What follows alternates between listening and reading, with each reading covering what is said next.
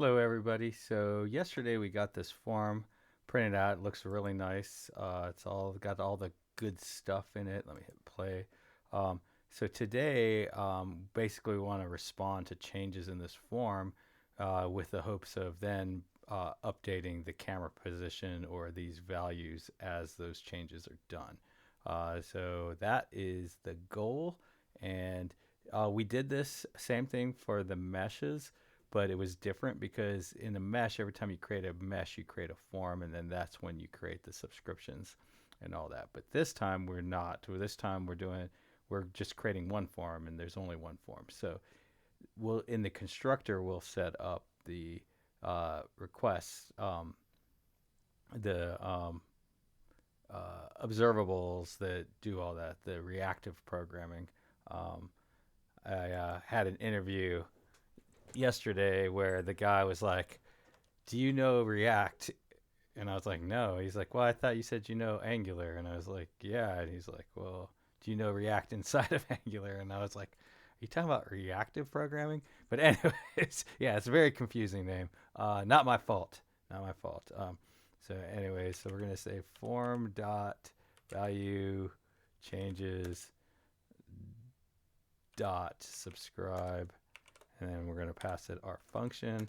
We'll definitely have to do a round of cleanup on this, but for now, we're just going to just say, hey, whenever the value changes, we want to basically update the camera item to reflect it, and then at that point, we will be able to send a change to that. So we're gonna send that this camera item. So equals. We're gonna say this. We're gonna say because we don't really want to do it if the value is doesn't exist. So like if somebody backs it up and all that. So like if they were to come in and just kind of hit like that and there's nothing in there, we don't want to do that. We don't want to do something until they do something like that. So we're going to say this dot form dot value dot um, x position, and we're going to do actually field of view FOV. So if it exists, or if it's equal to 0,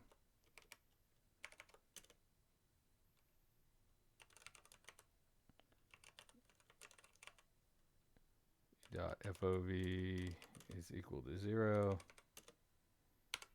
then we're going to update our, let's go ahead and close this down. We're going to update our camera item. So this dot camera item dot FOV is equal to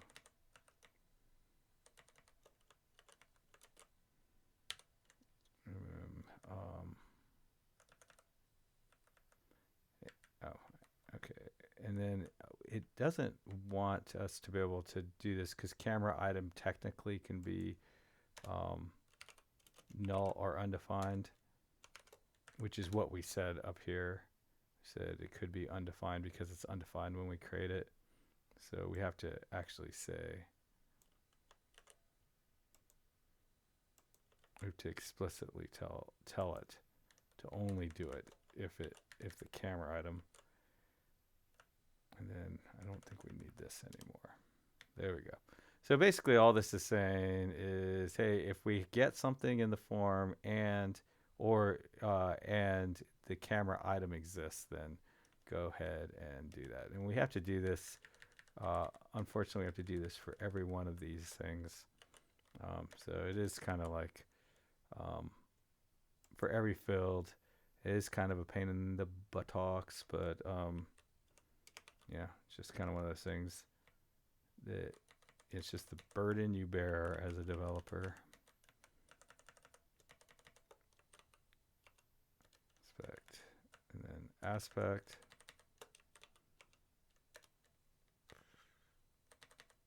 Fortunately, there's very little of this. Well, I mean, like back in like the 90s, it was very common to have to do something like this all day long. You might spend the whole day just building out the close buttons for every single page in an application or something.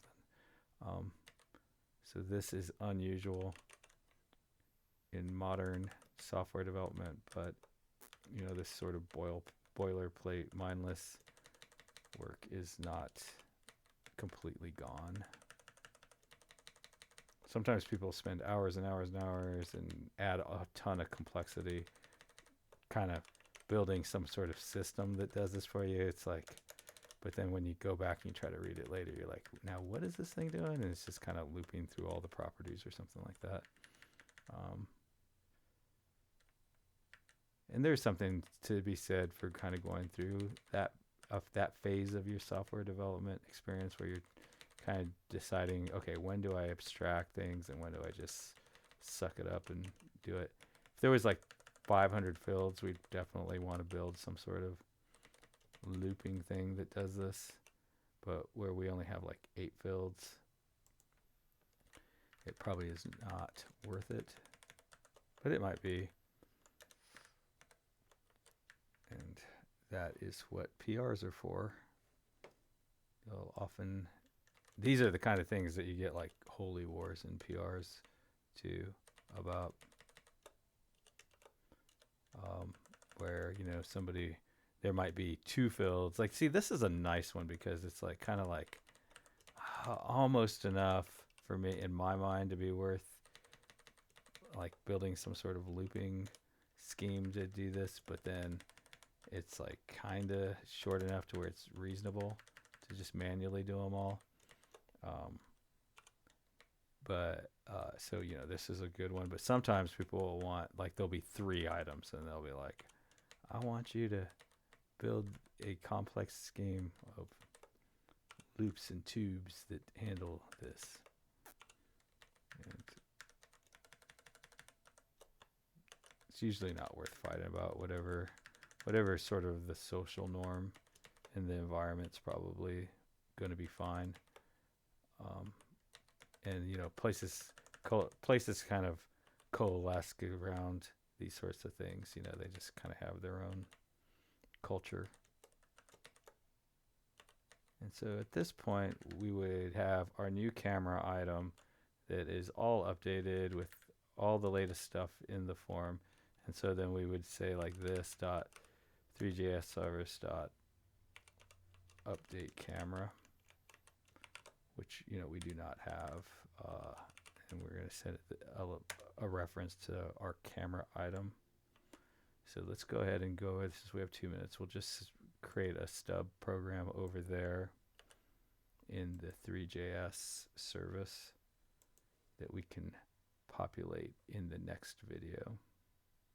So wherever we init the camera, it's probably, set up the camera is probably the best place to,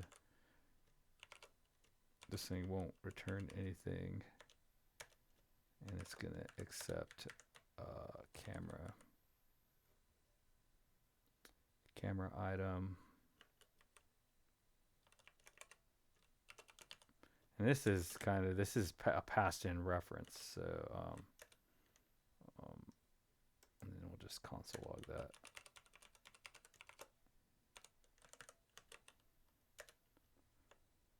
And,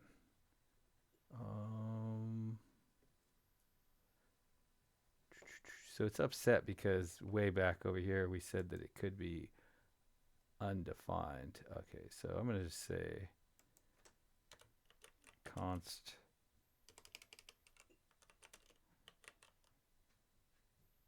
camera item values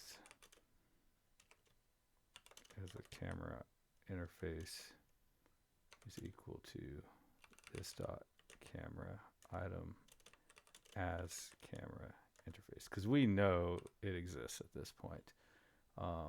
And then I'm going to pass in camera item values. All right, so That's cool. And then, so basically, I don't know. Some people kind of see this as a cheat. May probably, yeah. Here, I'm going to pause this guy because we're out of time. Probably makes sense to maybe say if camera item, then do that. So I'm going to wrap it that way. So there's no way that we call this if camera item somehow ends up being undefined.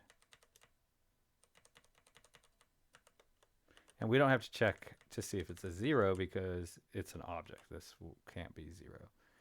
All right, so now let's just go ahead and see if this is wired up. If it's not, we are out of time anyways. So I'm going to click over here.